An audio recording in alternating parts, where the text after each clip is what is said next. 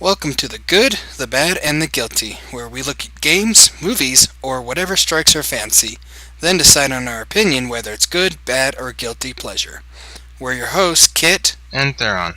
Today we're taking a look at Kojima's crowning classic, Metal Gear Solid 3. Metal Gear Solid 3 Snake Eater was developed by Konami, written and directed by Hideo Kojima, released to the public on November 17th, 2004 for the PS2. Other versions of the game would come out later, such as Subsistence on the PS2, which had an online mode, which has been shut down since April 2nd, 2007. PS3 would have an HD release of the games along with Twin Snakes and Sons of Liberty, then again in the Legacy Collection, which has almost all of the Metal Gear games on 2 discs. And recently, a 3DS release which adds crouch walking and using the camera to take pictures and make them into camo for Snake to wear. There is also a novelization of the game, but it's sadly only available in Japan. Visually, there isn't much to talk about, I feel. While the game doesn't look completely realistic, it still looks good, which may be why visually it gives a pretty good experience on whichever console someone decides to play it on. From its time in the PS2 days to now, I still think the game looks great. Though the grass could use a little work, as that's all you're seeing when crawling. The rest of the areas look and feel like walking through a forest area. I can't find anything really to complain about other than the game uses a lot of muted colors in the areas, which I get they're just sticking to a more realistic style for the forest, but a little splash of color on a wall or a tree to get rid of all the same color used would be nice.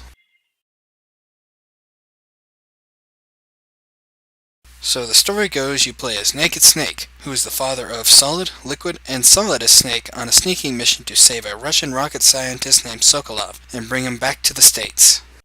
Though that mission goes bad when Snake's mentor, the boss, defects to Russia and takes Sokolov back with her.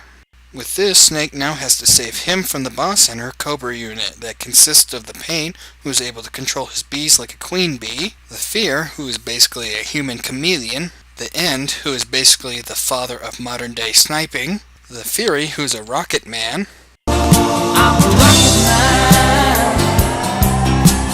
rocket man, burning out his fuse out. yes, and the Sorrow, who is already dead but is still around being a spirit medium, along with a younger Ocelot and Volgin, who is leading the army the boss defects to. We get a story that uses real-life events to link up to the endgame story, when it's not adding stuff like flying stands. Seriously, does every Metal Gear game need something that seems from the far future? For the story overall, it's your typical Metal Gear story, with it blending real and sci-fi into it. Though this one is more keeping with real events, with only a splash of sci-fi that I didn't fully notice until this playthrough actually. In my opinion, the story has a lot of issues, primarily with the fact it's stacked on itself so many times that it becomes hard to fully pay attention to everything going on. That isn't exactly bad because it can add a certain amount of interest to the story, but in this case it seems more like they did it to hide the stuff that they didn't have figured out for the game. Let's start off first with a bit of a complication with the system, using a gun.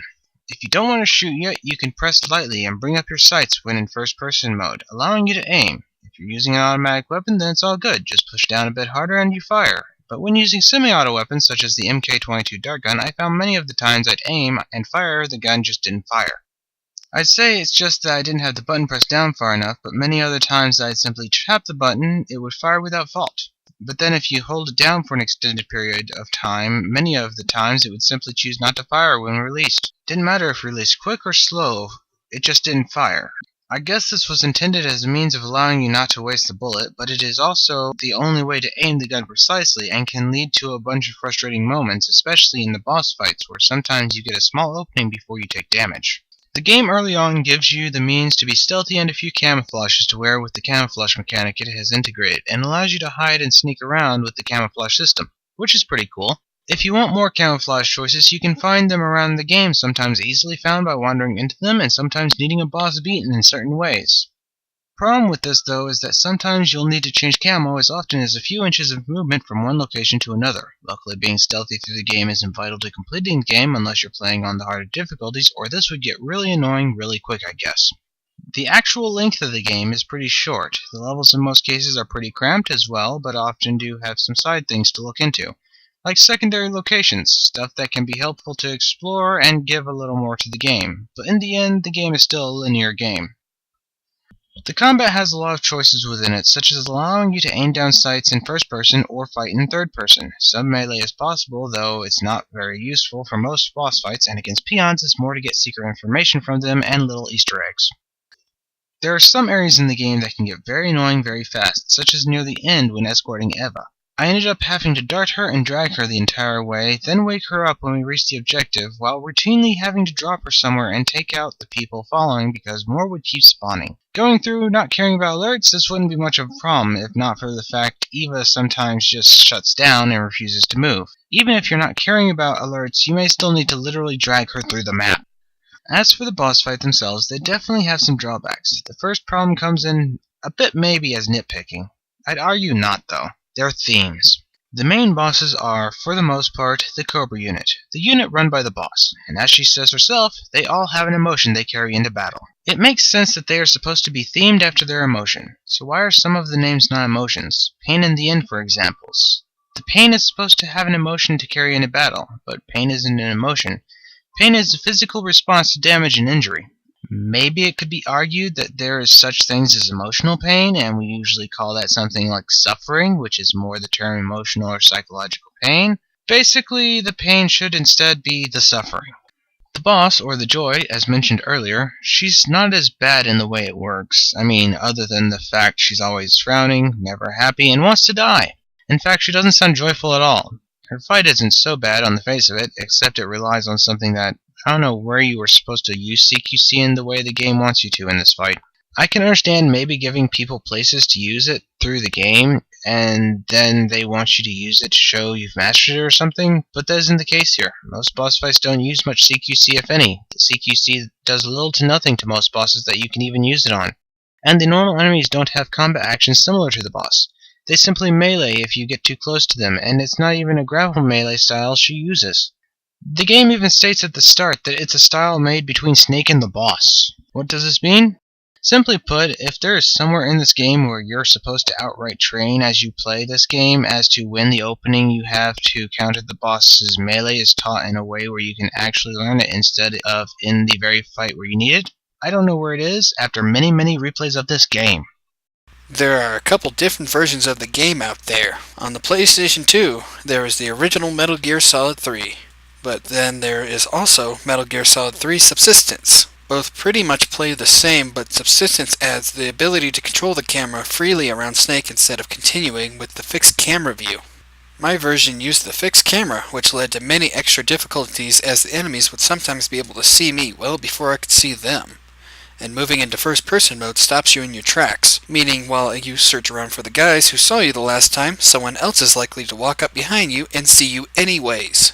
Gameplay involves a mixture of sneaking around with a little shooting at times to clear your path to the next area of the game, or knocking out a guard with the sleeping dart to make it past. The only time this changes is the boss fights. Each boss varies in their gameplay, with like the Pain using bees to make super armor to keep from being hurt, or the Sorrow, depending on if you no kill run, can be extremely easily beat, or kill every man you come across to make it impossible to reach the end. Another neat thing is that all the bosses can be beaten in different ways instead of just pulling out your best gun and firing like crazy. An example of this is the Fear. The Fear uses a lot of stamina in his fights, so he needs to grab food in the area to keep it up. You can get an easy stamina kill by dropping spoiled food on the ground, where he will grab and make himself sick and basically take himself out if you can survive the traps in him long enough, or the end. If you save during his fight and come back after a week, or set the PS2 system clock ahead a week, he will be dead from old age. Weapon-wise, I had close to the same issue. When I'd try firing an automatic rifle, it would sometimes fire in burst or fire as intended. The whole button press, depending if it's barely held to pull up the gun to fully held and release the fire, is neat, but it felt more like it should have been set to a different button so you can tell how much you're pushing it in instead of circle, square, X, or triangle. Camo of the game. When I just went through playing and dealing with alerts and such, I felt the camo worked decent, but for a no alert run, Felt like I'd be hiding with a 90% hidden rate in the best possible spot, and they still would spot me, especially near the end of the game. CQC in the game I never really found too useful, whether it be on a full stealth run, as you would get caught walking too close to actually grab enemies, or after an alert caught you, as it would take a few punches to knock out or kill a guard. It's useful for the final fight against boss to counter her attacks, but I could never get the timing down for countering her. I think I did it once while recording, and that's it. And then we have Eva, who can screw right off. Near the end of the game, there's a part where it changes into a stealth escort mission where you must lead her to the airplane so the two of you can escape. I've never had too much trouble when playing my own way, but a stealth run of the game, you not only have to manage your stamina by eating animals, fruits, and rations throughout the area, but also hers in this part, and hers drops like a rock. It's understandable as she just got impaled in a branch just before this part, but when you're trying to sneak around and keep her and yourself hidden from the guards in the area, you don't have much time to go and get food for her or yourself. Plus her AI is extremely simple. It can pathfind some, but you have to tell her to follow you, and if you stop for a second and she catches up to you, then you start moving, you have to call her again, as she will just stand where you were, waiting for you to call her. Which makes it really hard to sneak, as if either of you are seen, it counts as though you just decided to run in front of the enemies.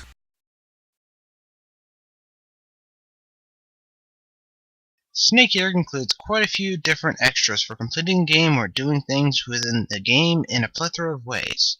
From simply selecting the wrong gun at the end of the game, to completing the game without a single alert being raised, to collecting one of every animal and collectible plant in the game on your way through. You can carry a snake from a certain point to the end of the game alive to end up getting an infinity face paint. You can beat the game unalerted or by shooting all the keratin frogs for a special invisibility item to keep you almost always at 100% camouflage. Collecting all the plant and animal life will lead to the use of a special dart gun normally only available on Very Easy. These can be nice achievements, but some are not easy to do, and in some cases outright more hassle than they're worth. The Infinity Face Paint, as an example, gives infinite ammunition to all weapons, which you don't need if you've already beat the game to unlock it, and if you want to run and gun your way through on the second attempt, you already have the Patriot, which will have unlimited ammo with or without the face paint. Then a little favorite of mine is also quite useless, the invisibility tech. To get it, you either find all the keratin frogs and shoot them, or beat the game without being seen by any enemies. These items are a bit fun to use, but for the most part are pretty useless. To get them, you essentially have to already achieve their purpose without them. For everything you can get in this game, it kinda runs into the whole Okami 100 beats thing. You've already beaten the game using stealth without being seen. Here, a sneaking suit allowing you to run past enemies and never be seen. Have unlimited ammo because you carried a snake with you for some reason to the end. You already beat the game, so you obviously don't need it. We'll give you the boss's weapon, whether or not you grab the snake. It has unlimited ammo anyway, and can totally destroy anyone in your way. I would have liked if they had added more to make me want to replay with them, but having already beaten it in such a way just feels like you unlocked easy mode to do it again. The game isn't flawless, and replaying it I found many issues I hadn't when I played it in the past. It tried to do a lot, and in a lot of ways it did good, but in others it makes little to no sense. From the bosses seeming to loosely fit, to stuff not being explained very well, to some areas explaining too much. A lot of it is quite the mess. Even though that's the case, I have to say the game was still fun to replay, even if many elements didn't make sense and the science fiction aspects just seemed tacked on. The game succeeds in more ways than it fails, and because of that I'd have to say I think this game is good. While I may have complained about the camera, stealth, and Eva, I still enjoyed playing through the game and trying to beat it without being seen. Sure, sometimes there were spots that made me want to say screw it and just blast everything to pieces with my guns without caring, but I still had fun playing the game. I'd say it's a guilty pleasure because while I had fun playing, definitely can see the age of the game.